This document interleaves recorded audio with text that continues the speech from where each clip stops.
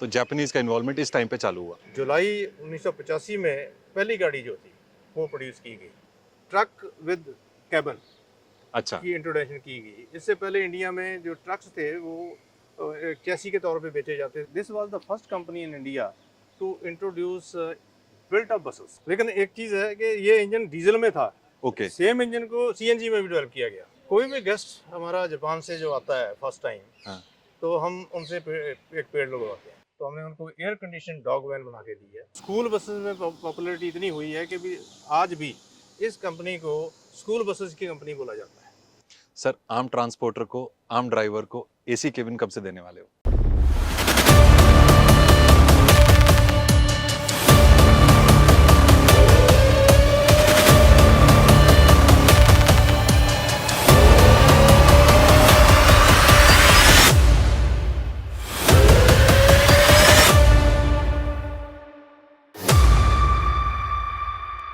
SML इसूजू नाम तो आपने सुना ही होगा।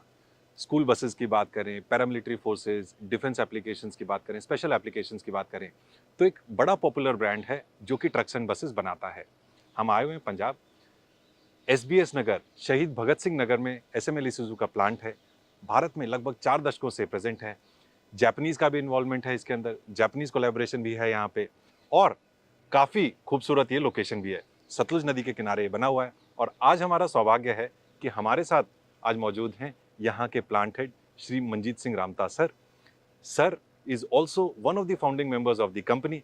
तो जानेंगे कंपनी की जर्नी, कंपनी का इतिहास, कैसे कैसे कोलैबोरेशंस हुए, कैसे कैसी टेक्नोलॉजीज यहाँ पे इवॉल्व हुई, क्या क्या बड़े बड़े माइलस्टोन्स थे, क्या प्लांट इंफ्रास्ट्रक्चर है, कितनी गाड़ियाँ यहाँ से बनती हैं, कौन कौन सी टेक्नोलॉजी का इस्तेमाल करते हैं, रोबोटिक्स, एडवांस टेक्नोलॉजी भी यूज़ होती है नहीं होती, इस तरीके के तमाम सवालों के आपको जवाब मिलने वाले हैं।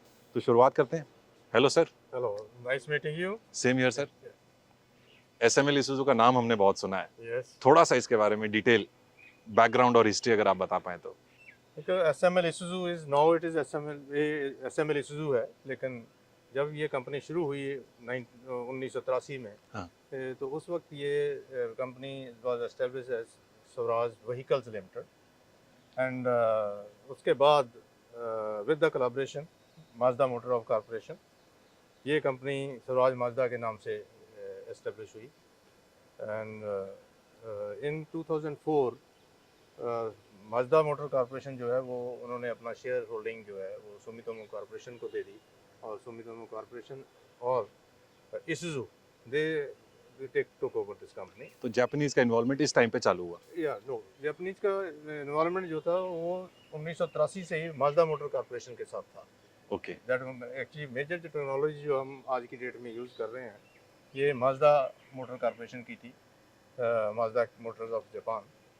लेकिन उसके बाद जब 2004 में इसूजू के साथ कोलैबोरेशन हुआ, तो उसके साथ इसूजू टेक्नोलॉजी भी जुड़ गई इस कंपनी के साथ। तो ये दो टेक्नोलॉजी थी। ये प्लांट 1983 में शुरू हुआ, और ये इसकी जो ओवरऑल अगर आप देखो कि भी लोकेशन जो है ये 128 एकड़ ज़मीन में बना हुआ प्लांट है ये प्लांट। यस। ओके। और ये यहाँ पे सब पहाड़ियाँ होती थी, पहाड़ होते थे। और जब 1983 में ये पीटीएल की सपोर्ट से, PTL was its sister concern, तो PTL has promoted this plant. तो पीटीएल ने जब इसको ज़मीन को लिया, तो इस ज़मीन को पहाड़ों से पहले तो इसको प्लेन किया गया। अच्छा। और ये एक प्लांट लगा, जो छोटा प्लांट आप देख रहे हो, one side plant, chassis plant जो है। अच्छा। ये एक ही प्लांट था। और उस वक्त जो मैक्सिमम टाइप व्हीकल्स थी वो सिर्फ 3 टाइप की गाड़ियाँ आई जो हमने जापान से ली थी। और उसके बाद फिर इसका डेवलपमेंट शुरू हुई हैं, और नई गाड़ियाँ, नए मॉडल्स जो हैं वो आने शुरू हुए हैं। लेकिन 1983 में इसका कंस्ट्रक्शन शुरू हुआ, और जुलाई 1985 में पहली गाड़ी जो थी वो प्रोड्यूस की गई। यहाँ से रोल आउट हुई। यहाँ से रोल आउट हो, जो ट्रक जो है वो पहले ट्रक बनाने शुरू हुए हैं। और ये एक ऐसी कंपनी थी कि जिसमें इंडिया में जापानीज टेक्नोलॉजी के साथ ट्रक विद कैबन अच्छा। की इंट्रोडक्शन की गई। इससे पहले इंडिया में जो ट्रक्स थे वो चैसी के तौर पे बेचे जाते थे, और ट्रक बॉडी जो थी या कैबन जो था वो आउटसाइड बनता था, बाहर से बनता बाहर था। से बनता था। तो ये जापानीज टेक्नोलॉजी जब आई है तो trucks with body and cabin, complete truck जो है वो मार्केट में बेचना शुरू हुआ है और बनाना शुरू हुआ है। That was first thing.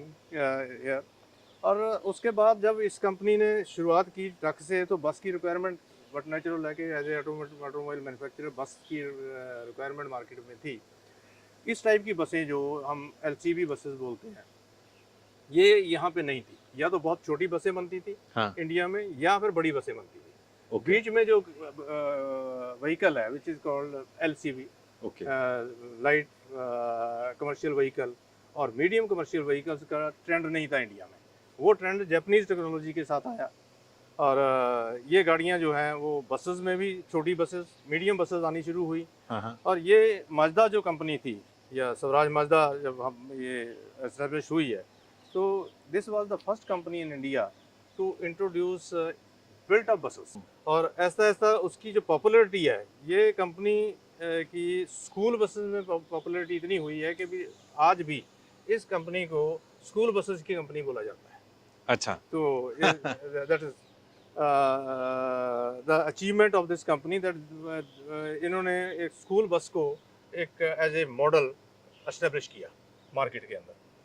उसके बाद प्रोडक्शन चलती रही और इन बिटवीन जो दूसरी गाड़ियां हैं, मॉडल जो चेंज हुए हैं, इसका इंजन जो था एक ही इंजन था, उसी इंजन को डेवलप किया गया फ्यूल एफिशिएंसीज के लिए। और एमिशन नॉर्म्स आए जो 2000 के से शुरू हुए हैं, 1996 से शुरू हुए थे। एक्चुअल एमिशन नॉर्म जो है वो इम्प्लीमेंटेशन 2000 से शुरू हुई है। हाँ, हाँ, और उस इंजन को with the help of Mazda motor corporation शुरू में अपग्रेड किया गया to meet the Bharat stage 2000 emission norms. Okay, उसके बाद फिर पहले भारत स्टेज 1 आया, उसके बाद भारत स्टेज 2 आया, फिर भारत स्टेज 3 आया, फिर भारत स्टेज 4 आया, फिर भारत स्टेज 6 आया। So the same engine is upgraded to that level. हम इस दौरान में हमें सुनने में भी आया है कि कंपनी का जो इंजन का वो जो 4 सिलेंडर इंजन SLT6 इंजन जिसे बोलते हैं, ये हमेशा से अपग्रेड होता आया है और यही एक कारण है कि जो कॉमनैलिटी ऑफ पार्ट्स है, आज भी उस इंजन के spare parts across the range बड़ी आसानी से मिल जाते हैं। Very right, very right. लेकिन एक चीज़ है कि ये इंजन डीजल में था, ओके, सेम इंजन को सीएनजी में भी डेवलप किया गया। सीएनजी में सेम टू सेम इंजन है। सेम इंजन उसको सीएनजी में डेवलप किया गया। And this company was the first to introduce इस लेवल की गाड़ियां जो थी सीएनजी में। तो सबसे पहले सीएनजी इंजन जो है वो स्वराज माजदा का इंजन आया। और ये दोनों इंजन जो हैं वो डीजल में भी और सीएनजी में देखने में भी आपको कॉमन लगेंगे, हाँ। और कंपोनेंट वाइज भी। तो इसलिए स्पेयर्स की प्रॉब्लम जो मार्केट में डिफरेंट इंजन के साथ आती है वो नहीं आती है, एक्सेप्ट के जो सिस्टम है, जो सीएनजी का सिस्टम है, सिर्फ वो अलग रहता है। लेकिन अब मेजर कंपोनेंट जो है इंजन के वो सारे के सारे कॉमन है। कॉमन। सर, बसेस की हमने बात करी, पैरामिलिट्री डिफेंस, इसके बारे में क्या कहेंगे? एक्चुअली दिस कंपनी, ये कंपनी जो है ना, ये very strong in special application vehicles. Okay, तो जब हम पैरामिलिट्री फोर्सेस की बात करते हैं, there are so many other vehicles which we are making. Paramilitary forces के लिए हम काफ़ी तरह की गाड़ियाँ बनाते हैं, जिसमें ट्रुप कैरियर्स हैं, ओके, 4x2 4x4 दोनों में, okay, and then ambulances, very strong, we are very strong in ambulances also. ठीक है। Similarly there are so many other requirements. हम पैरामिलिट्री फोर्सेस के लिए उनके स्पेशलाइज व्हीकल जो जिस टाइप के उनको चाहिए होते हैं, हम वो भी बना के देते हैं। एंड फ्लेक्सिबिलिटी मैन्युफैक्चरिंग में हमने रखी हुई है ये as specialist in application. Dog squad वाला भी कुछ आपने Yeah. बताया था। तो अभी लेटेस्ट एग्जांपल है कि पैरामिलिट्री फोर्सेस ने हमें अप्रोच किया है कि भी हमारे जो डॉग्स होते हैं जो हाँ। ये यूज़ करते हैं उसके लिए, सिक्योरिटी के लिए, हाँ, तो वो they are very costly dogs. उनको शिफ्ट करना, ट्रांसफ़र करना उनके लिए बहुत मुश्किल होता है। ओके, तो उसके ऊपर उन्होंने हमारे से सपोर्ट मांगी, तो हमने उनको एयर कंडीशन डॉग वैन बना के दी है। और we have got very good orders now. Army is also exploring के भी this is very good for this for dogs. Plant के अंदर जो कौन कौन सी टेक्नोलॉजीज या कौन कौन से एडवांस इक्विपमेंट्स वगैरह आप यूज़ करते हो? तो मैन्युफैक्चरिंग में from the quality point of view दो तीन चीज़ें बहुत इंपॉर्टेंट हैं। first is automation has to be there okay to improve the quality. यहाँ पे manual intervention ना हो. तो हमारे जो cabins हैं ये सारे के सारे robotics के ऊपर बनते हैं. Robotic welding plant है हमारा. और उसके बाद हमारी printing technology जो है that is one of the best in India. PTCD line जो है हमारी जहाँ पे हम cabin को प्री ट्रीटमेंट करके उसका PTCD करके वो उसके पूरा ऊपर पूरा printing डुबोते हो पूरा- टैंक के हाँ, अंदर पूरा डुबो के ओके उसको ओके किया जाता है मर्ज करके पूरा पूरा उसमें टैंक में. तो एक वो टेक्नोलॉजी है. दूसरा है कि अभी लाइन के ऊपर आप देखोगे कि आपको ऑटोमेशन सेमी ऑटोमेशन आपको बहुत मिलेंगी.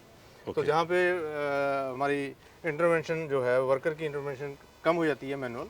इवन नट बोल्ट टाइटनिंग जो है सारी की सारी इंजन में इवन व्हीकल आल्सो वो सारी की सारी हम सिस्टम से करते हैं मशीनों के साथ करते हैं.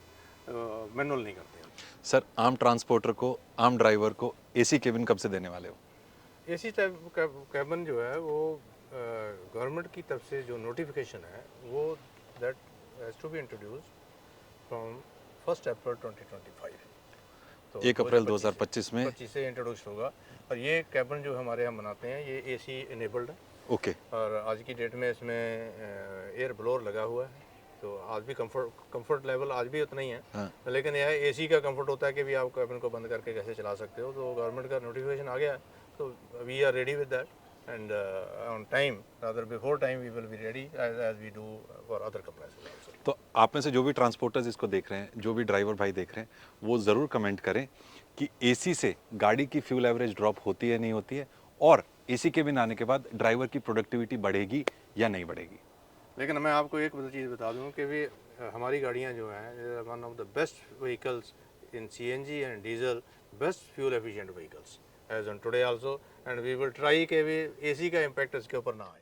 सर इन पाम ट्रीज के बारे में बहुत सुना है इसका क्या बैकग्राउंड है एक्चुअली ये पाम ट्रीज जो है ना ये these are not the trees, these are the monuments for us. अच्छा या रीजन बीइंग कि ये जो आप देख रहे हो यहाँ पे बहुत से बोर्ड लगे हुए हैं. हाँ, हाँ. ये हमारा ये एक ट्रेडिशन है.